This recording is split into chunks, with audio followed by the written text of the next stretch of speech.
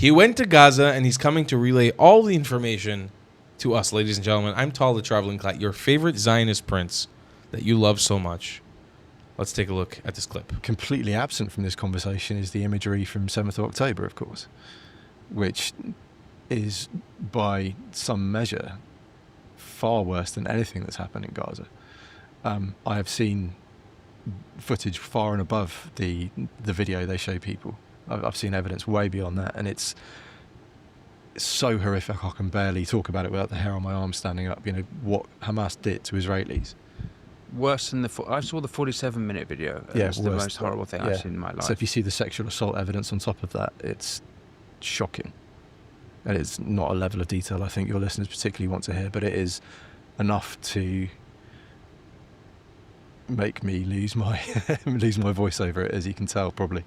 Horrendous. Like, I can't even begin to describe how bad those pictures are.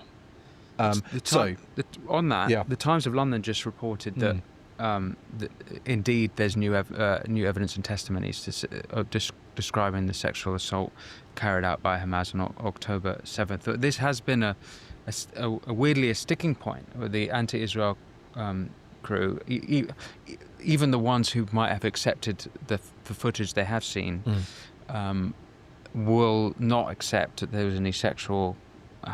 And I'm sure people listening can know the sort of lefty firebrands that I'm talking about, who will say, no, there was no rape on October 7th. But you're saying that absolutely there was the case. I'm quite tired of being gaslit. I know what I've seen, and I know what the evidence I've seen is, and it's beyond question. And there's a reason people deny it, and it's because the murders and the burning of kibbutzim, in their heads, they justify it as resistance. Hamas were justified in doing that because they lived in a concentration camp and yada, yada, yada. Obviously nonsense, but that's their position. When you throw rape into the mix, that's very hard to justify as the actions of a freedom-fighting resistance operation. And it kind of derails their entire narrative. So there's an immediate cognitive dissonance when people have the rape put to them, and I think that's why it's so denied. It's also damaging to the Arab audience, of course, where rape is not considered an acceptable behaviour, and again that resistance narrative suddenly derails when you accept that Hamas went on a mass rape endeavour on 7th of October. So there's a very clear kind of psychology behind why people are so keen to deny this. And you can see when you mention it online, immediately the bot swarm descends upon you. Yeah, it's the one thing that triggers them off every single time. You can guarantee your mentions will be full of denial of this stuff. But, you know, it wasn't just rape, it was mutilation and just absolutely unspeakable ways to treat a human body, quite frankly. And this new reports, it's, you know, some of the evidence they talk about in this is stuff I've seen. And, you know, people go, why haven't they released it? Well, when in any rape in the West ever do we release the evidence? You know, the victims have a right to privacy. They have a right to not have their worst moments released to the world for people to mock and say that it's faked and deny that what happened to them happened to them. Of course, you know, it's this double standard that gets applied to Israel. Why haven't you showed your women being raped to the world? It's like, listen to yourselves when you ask this question. You know, absolutely horrifying. Well, it's even worse in that the IDF are being accused of behaving like that in Gaza. Now, maybe it's my bias, but I find that very hard to believe. And I've not seen any footage of that. I've not seen any... And there's some footage you might find of sort of IDF sort of standing in a circle trying to hide something that's going on. In prison, yeah. What was that? It was at the prison. It's the detention facility inside Israel itself. There's a video where essentially the guys put their shields up and you see a prisoner getting forced against the wall. But again, there's no evidence of rape there. The soldiers involved who were arrested weren't charged with rape. They are now suing people who published that they were rapists. So, you know, they're confident enough in their own innocence that they are taking this to civil court for defamation. And again, there's no actual evidence of rape there. And the one other major report throughout the war about rape by the IDF was Al-Shifa Hospital. And Al Jazeera published that. And then the woman who made the allegation retracted 24 hours later. So Al Jazeera were forced to to delete that article and retract it. There's lots of allegations, and quite frequently we see the old deny, reverse accusation piece here that you get in domestic abuses, where the abuser alleges they are the victim of what they've actually done. And you see this all the time, that inversion. There was a spate of videos that came out last year of like beheaded babies in Gaza.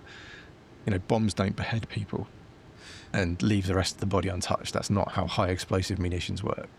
It was clearly a Hamas attempt to mock Israel for the mistake they made on that reporting of 7th of October, talking about 40 beheaded babies, which was acknowledged as a mistake. It was acknowledged as misreporting. The IDF never claimed it, but Hamas saw an opportunity to mock Israel for that. And yeah, it's a pattern that you've seen time and time again throughout this conflict. And this is exactly the point that I always point out when I'm having debates with these retards. This is, the pro-Palestinian side or the anti-Israel side, they basically take any potential mix-up in information in a war zone, like, for example, the beheaded babies, which, again, there was proof of babies put in ovens and babies shot in the head. I've seen the pictures myself. So it's like, yes, the beheaded babies it seems like it did not happen. That evidence seems to have been false. But it's not like we were so far away from that reality with actual proof and evidence. And the thing that drives me up a wall is that you have that and it's used as an excuse for the whole thing to be fake. Like the entire thing was fake. And then you latch on to that, but then when you use it on them, it's like, man, there's plenty of videos showing Gazans faking it. Well, they say, no, it's not fake, it's real. I'm like, well, hold on, he's pretending like he's dead and I can see him moving. And then they'll just leave the conversation. They'll just deject. They're like, I'm out. I'll never understand the logic. It's like, you don't want to see that your side is so evil. You're unwilling to accept what your side has done, the crimes they've committed, so you just run from them. But that doesn't absolve you of the crime. And honestly, if you want an honest look at the situation, the reason why y'all are suffering so much and losing is because you keep running from the truth. The reason why we kept getting better and better and better and we keep getting stronger is not because of America. It's because we're on the side of truth. It really is. There's no lie going on, a big conspiracy, or anyone's deceiving anyone. You're just running from reality. Your side sucks balls. They suck donkey cock. That's the reality. They suck. And you keep, instead of running from the donkey cock, your mouth is wide open and you're running to it agape. To suckle upon the vestigial organ. Not vestigial. It's the opposite of a vestigial organ. So if you want to understand it in a nutshell, that's it. Y'all keep losing because you have a loser mentality. Instead of owning your bullshit, you run from it. And we do exactly the opposite. We're not perfect, but we do exactly the opposite. See you guys in the next one. I love you a long time. Goodbye, class. If you believe in my content and want to support me, just know your help is needed. There's a bunch of great ways to support me, being PayPal, Buy Me a Coffee, or joining my Patreon community down below. Patreon is the best way to support my channel, and you'll get a bunch of cool perks depending on what tier you join. Another great way to support me is by buying my merchandise on thetravelingclat.com. I regularly drop new merch designs like this beautiful hat or this amazing shirt, where you can support the channel and get something cool for yourself. I also have an amazing Discord community with people from all over the world. Thank you so much for your support.